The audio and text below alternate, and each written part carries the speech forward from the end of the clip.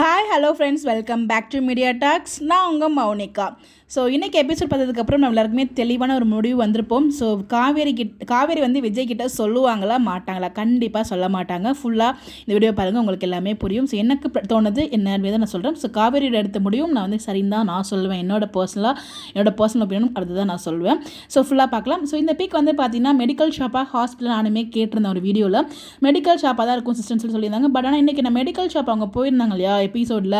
அப்போ அவங்க medical shop குட்டியாக தான் இருந்துச்சு. வெளியில் எந்த ஸ்பேஸ் இந்த மாதிரிலாம் எனக்கு தெரியல, நான் நோட் பண்ணல, எனக்கு தெரியல. ஸோ குட்டியான ஒரு மெடிக்கல் ஷாப்புக்குள்ளே போய் அவங்க வாங்கின மாதிரி தான் நான் பார்த்தேன்.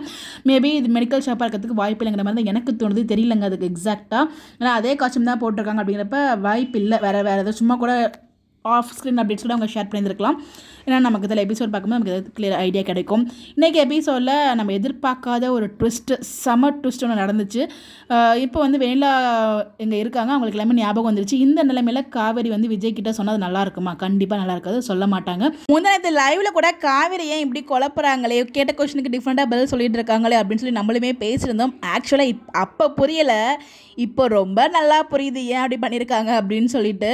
ஸோ இப்போ வந்து அங்கே சொல்கிறதுக்காக கால் பண்ணியிருக்காங்க, சொல்லவும் வந்துட்டாங்க. பட் அந்த இடத்துல சொல்ல முடியாத ஒரு சுச்சுவேஷன். காவேரி சொல்ல வர டைமில் அங்கே வெண்ணிலாவுக்கு ஞாபகம் வந்துடுச்சு. ஸோ ஐ லவ் யூங்கிற வார்த்தையெல்லாம் கேட்டதுக்கப்புறம் அவங்களுக்கு எப்படி இருக்கும், சுக்குநூறாக உடஞ்சிருக்காது மனசு.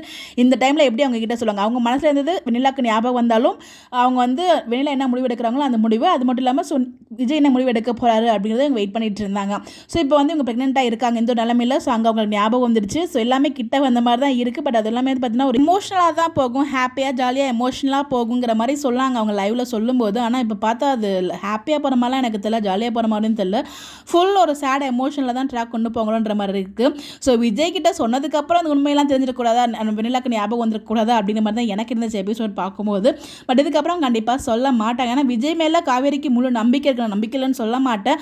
பட் இருந்தாலும் அந்த டைமில் அவங்க எவ்வளோ அந்த ஃபோன் கால் அவங்க கேட்டது எல்லாமே எவ்வளோ கஷ்டமாக இருக்கும். அதையும் தாண்டி அவங்க எப்படி போய் சொல்லுவாங்கங்கிறது ஒரு மிகப்பெரிய ஒரு கொஸ்டின் மார்க். அதை தாண்டி அவங்க லைவ்லையுமே சொன்ன மாதிரி அவங்க எந்த அப்டேட்டுமே கொடுக்கல. இப்போ சொல்லுவாங்க, அவங்க ஃபஸ்ட் விஜய் கிட்ட தான் சொல்லுவாங்க, அவங்க அம்மா கிட்டலாம் சொல்ல மாட்டாங்க.